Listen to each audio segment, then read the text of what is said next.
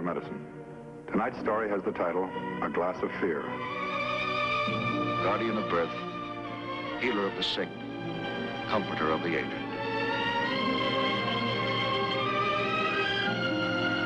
And the qualities of the worthy physician are three: the eye of an eagle, the heart of a lion, the hand of a woman.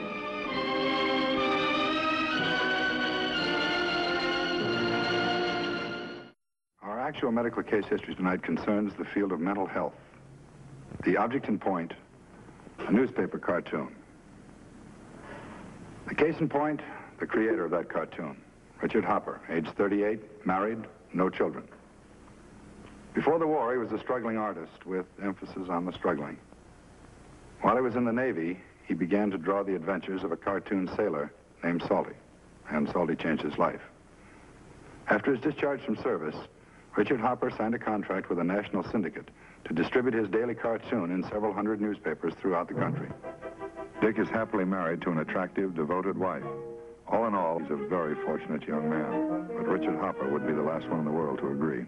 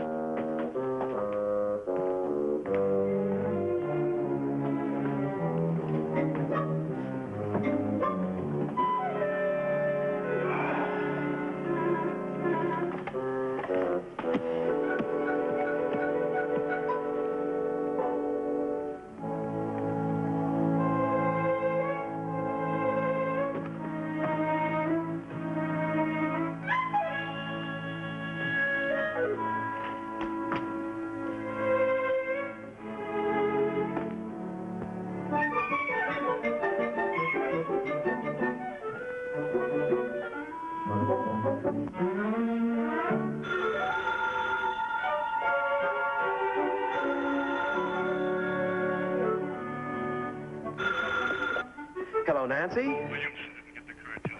Oh, hi, Marsh. I did the best I could. The deadline. Of course I know today's the deadline. But he wrote me all morning. Well, calm Williamson down. That's what an agent's supposed to do for me, isn't it? What do you mean am I having trouble thinking this stuff up? Of course not. I knock this stuff off in minutes. I went out on a limb. Well, it's just that I haven't been feeling well lately. You know how it is. I'm sick. You lied to me. Hold on, Marsh. I told you the stuff is packaged. It's here. It's ready to go. If you'll get off the phone, I'll call the messenger. Williamson, get the cartoon. Get it. Of course I won't forget. Goodbye.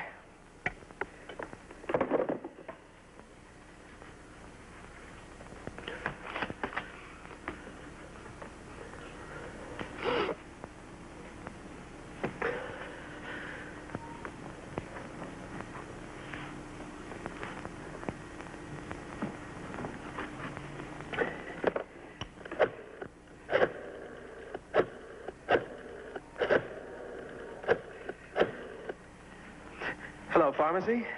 Who is this? This is Dick Hopper calling. Has my wife been in there this afternoon? She was going to pick up a couple of bottles of that Vitatonic for me. Did he? Well, check, will you? Which is red? She left an hour ago. Well, thanks, Mr. Miller. Yes, it's nothing serious.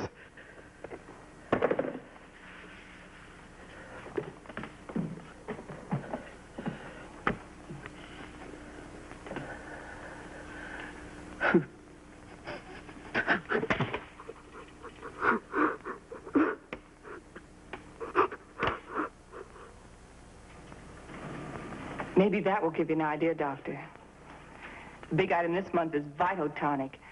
Last month it was called something like Miracle Salts. I used to laugh at him at first. I thought it was funny. It's not funny anymore. Doctor, I'm worried about Dick. I'm really worried. I must say, I don't blame you. About this big emotional outburst, when did that happen?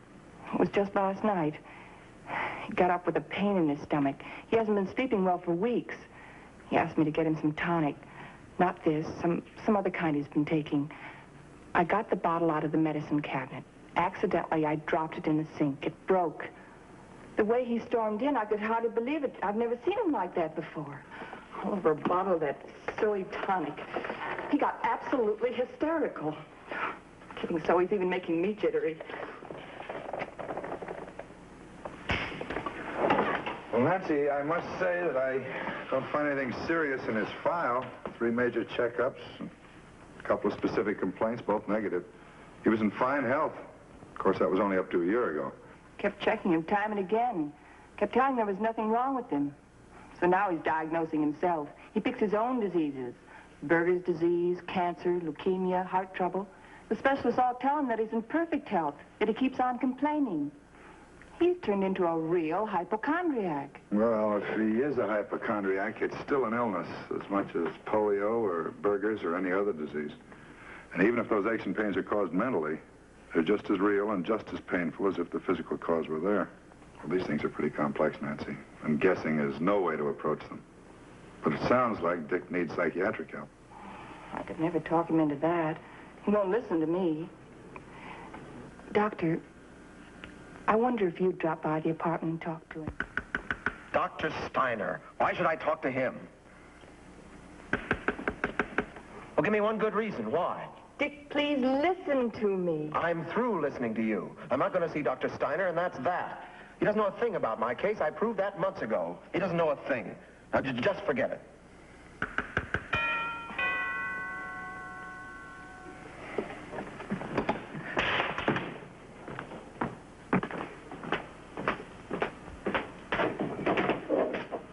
Hi, Marsh. Hi.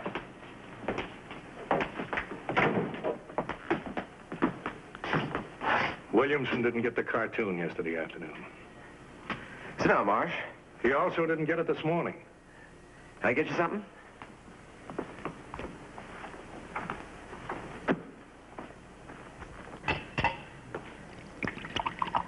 It's rough. This helps a little, not much. You told me on the phone yesterday that you were finished. You lied to me. You weren't halfway finished. Look, Marsh, I've been fighting this stomach. You know the trouble I have, and then these headaches. I thought I could get the stuff finished, but Nancy didn't get back with the medicine, and... well, I hope Williamson didn't ride you. You got me burned, brother. Burned, baked, and broiled. I don't like it. And I don't like being sick. What are you crying about? Isn't that what an agent gets 10% for? You don't know what I go through. You work with the finished cartoons. After the work's done, then you move in. Sure, that's easy, that's fine, but where were you when this was blank? I'll tell you where.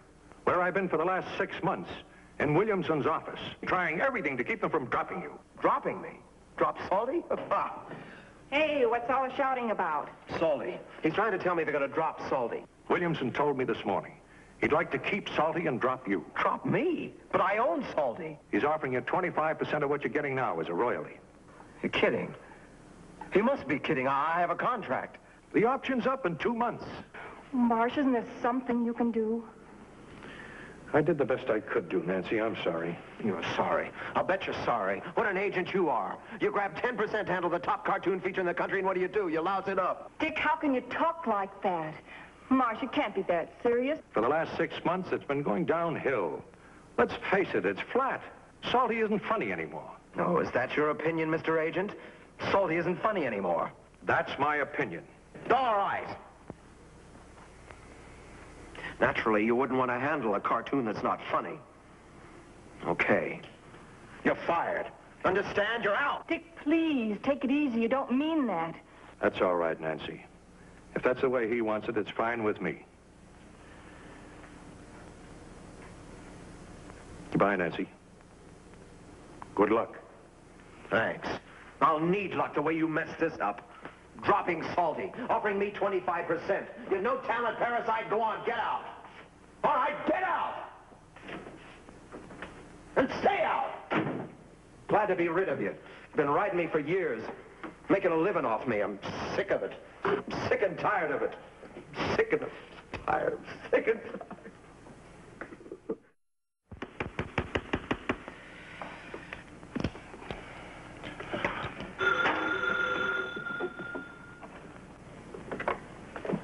Hello. Oh, hi, Mr. Williamson. Yeah, Talman told you right. I'm handling Salty myself now. What seems to be the problem? The last 2 weeks have been in ahead of deadline. Not funny. Well, you never told me that before. Look, Mr. Williamson, I think I'm a better judge of that than Thursday and Friday? All right, sir. I'll get some replacements out to you. Bye. How about it? Pretty? Another one? Another? First in 6 months. You don't want me topped at the Harrisons, do you? Honey, tomorrow's the Harrisons' party. You haven't forgotten, have you? I'm afraid I have. I'm sorry, Nancy. I can't make it. But you promised a month ago. I said I'm sorry. I gotta work. You'd work better if you get away from that desk once in a while. Relax a little bit. Relax. It's a stupid party. Eating all the wrong foods, those poison drinks, breathing on all that smoke. It's fun once in a while. Forget your job. Forget Salty. Might help you work a little bit. Please. Don't tell me how to work. It's hard enough as it is, without any amateur advice. I'm sorry. How would a party help? Talking to all those stupid friends of yours. They're your friends, too. I haven't got any friends. Making me go to a party when I'm sick. When are you going to stop dragging me to parties when you know I'm sick? If you're that sick, go see a doctor, but don't go in there and take any more of those quack remedies and expect them to do you any good. Look, my health is my business. A lot you care anyway, just so you don't have to miss a party. Forget the party. I wouldn't enjoy it anyway. I'm just saying if you're sick, go see a doctor. Find a doctor that's good for you. Someone you'll listen to. Then take his advice. I've seen doctors, plenty of doctors, you know that. And they've told you and told you and told you there's nothing wrong with you, Dick. You think that way too, don't you? I know that. I've known it for a year. I know what goes on. Big laugh, huh? What are you talking about? You know what I'm talking about. Dick's funny, always worrying about himself, thinking he's sick. Big joke, very funny, lots of laughs. That's not true, and you know it. I know what goes on behind my back. I'm tired of it. I'm tired of being sick and not getting any sympathy, no understanding from you. And I'm tired of breaking my back at that drawing board every day to keep this place going. So you can have a car of your own, all the clothes you want, jewelry, the best of furniture, the best of everything. I didn't ask for it, Dick. No, but you sure take it. And I'm tired of giving. Giving all the time. Don't you think I'd like to get out of this rat race and do something else? Something I really want to do? Well, tell me, what is it? What do you want to do? I'll help any way I can, but it certainly doesn't make much sense going on the way we have been. You're right. It sure doesn't. And I'm glad you finally realized that. All right, how do we wind it up? Do you want to leave or shall I? Leave? What do you mean? Well, let's face it, there's no use stalling around about it. It hasn't worked out. It's obvious. We're no good for each other. Dick, we're both tired. We're upset. Let's talk about it later. We're going to talk about it right now. Let's face it, I can't stand it any longer. Dick, please, let's talk about it later. There isn't going to be any later. I can't stand it. I told you it's too much. I told you I can't take it any longer. I'm a sick man, but I've got to work. I've got to save my job. I can't do it with you on my back. Can't you see that? Give me a break, won't you? You really mean that, don't you? Of course I mean it. How many times do I have to tell you? I can't make it with you. It's finished. It's over. Dick, there's only one thing I have to say, and then I'll be quiet. I think you're a sick man. Not the way you think, not physically. But you're sick and you're a fool. Or you won't listen to the doctors. You're too smart for everybody. You're a fool and you won't get over this thing until you stop being a fool. That's all I have to say.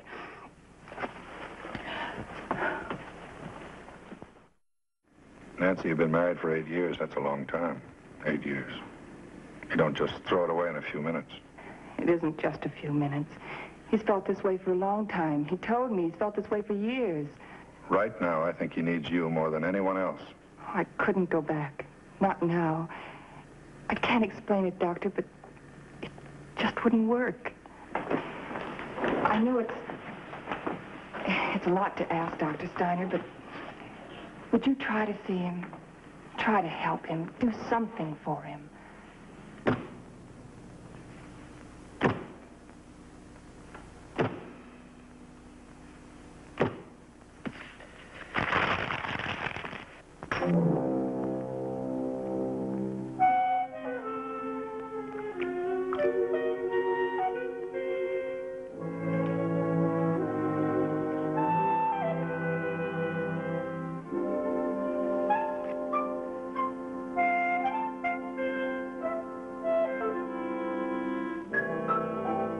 Mr. Hopper, as I told you, I didn't feel we needed these added tests to be sure. But here they are as you requested, the neurologist's X-ray report, the ophthalmologist's report. Mr. Hopper, you don't have the slightest evidence of a brain tumor. No, I suppose my hand isn't stiffening. I don't have these headaches. Well, of course you have, but not from a brain tumor. They're symptoms of a brain tumor. I've studied up on it. They're very positive symptoms. The human mind, Mr. Hopper, is a very intricate machine. It's fully capable of manufacturing certain symptoms of cancer. I can't believe you, Doctor. I know I'm sick. Somewhere, somehow, there's somebody who can help me. I know it. I need help. I'm sick, Doctor. I'm sick.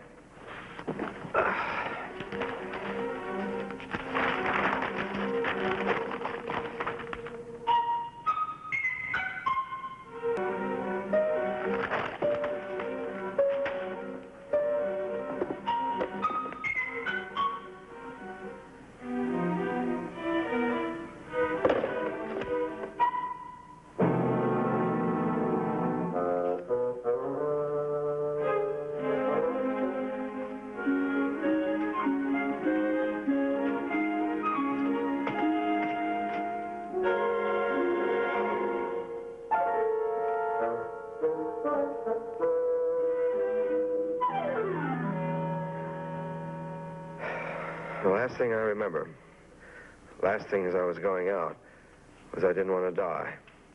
More than anything else, I didn't want to die. It's good to hear. There was a time I wondered about it. What happened to me, Doctor? I had everything I wanted. And suddenly everything was gone. What happened? I think you should know better than anyone. I guess I do. When your health goes, everything goes. That was it. I don't think I understand that. What was your big problem? Headaches. I had splitting headaches. I was trying to draw with a hand that was as stiff as a board. You had medical advice. The doctors who checked you said you were physically sound. I don't care what they said. I felt it. I can feel the stiffness now. I'm sick. Now, wait a minute. Did anyone ever suggest that the trouble wasn't physical? I felt it. I had the pain. I'd suffered with it. Dick, you called me here because you wanted me to help you. That's right, isn't it? You're the only one I could turn to. There's nobody else. And I've just got one point to make. I can't help you unless you help yourself. My mental condition, that's what you mean, isn't it? They suggested that. Mental help. Doctor, I'm not crazy. My mind's all right. I'm just nervous, that's all. I'm disturbed. Now, you're an intelligent man, and you know that a need for mental help does not mean insanity. Maybe so, maybe not. Even if I need it, I don't know if I could accept it. Without your cooperation, there's not a thing I can do for you. What do you mean by that? You won't help me? Is that what you're getting at? No, it means that I can't help you unless you do cooperate. All right, Doctor. I haven't got anything to lose. I'll try. I promise I'll try. In the initial weeks, the patient was engaged in lengthy discussions of his problems and feelings. It was explained to him that behind most irrational fears of illness, there usually lies a subconscious wish to escape from some frustrating situation or conflict in the patient's life, to resolve such conflicts by a flight into illness. At this point, it became apparent that a psychiatrist would be of great assistance. The patient was referred to such a doctor, James A. McNally, M.D. His consultation with Dr. McNally covered a period of 7.5 months. During this time, Richard Hopper came to understand more clearly why his hypochondriacal fears had taken such different forms. Apparently, Richard Hopper's lifelong ambition had been painting, fine painting. His cartoon work, which had given him prestige, security, and a measure of wealth, had been accidental. But once enjoyed, it was difficult to renounce, even in favor of youthful ideals. Thus faced with a life situation which was growing more and more unbearable, he had sought escape by falling back on the excuse of being sick. The reason for this also became clear. In his childhood, Richard Hopper's parents had been overly strict with him. Sickness was the only excuse they would accept for any failure on his part. So when faced with an intolerable situation in adulthood, he'd unconsciously fallen back on the old childhood formula, the perfect excuse, the only one acceptable to his conscience. As he began to recognize and understand these patterns, Richard Hopper took his first important strides toward recovery. I was beginning to worry about you, Dick. It's been quite a while. Yeah. A long trip through the deep, dark canyons of Richard Hopper's mind. Guess who the culprit was? The one who loused up the machinery? No, I don't. What's your guess? No guess at all. I know, or I'm beginning to know. Oh? Yeah. Here's the culprit. Salty. Well, that's too bad. I always liked Salty. Too bad to see him turn out guilty. You sure he's it? For the most part, anyway. It's funny. A few lines on a piece of paper. You do it day after day after day. 11 years ago. Amazing, isn't it? Salty's brought me a lot. He's cost me a lot. Well, it's just about an even break, wouldn't you say? I guess. Still, he reminds me of a lot. Navy, war years out in the Pacific, all the guys I knew. Salty's come a long way. I was just a kid when I started. The great times. I guess there are always great times when you're a kid, young, full of ideas. And how about when you're not a kid anymore? When you have to grow up whether you want to or not. How about that? Yeah, how about that? Look, Doctor, I want to be an artist. I mean a serious artist. I finally got around to admitting it, even to myself. You decided what you're going to do about it? I think so. I'm going to sell Salty down the river for 25%. Then I'm going to go to work. I'm going to move out of my apartment into something smaller. Sounds like a pretty fair idea. You really think so, Doctor? You don't think I'm throwing Salty away, wasting him? Salty's had his inning. He's lived long enough. I think it's your turn now.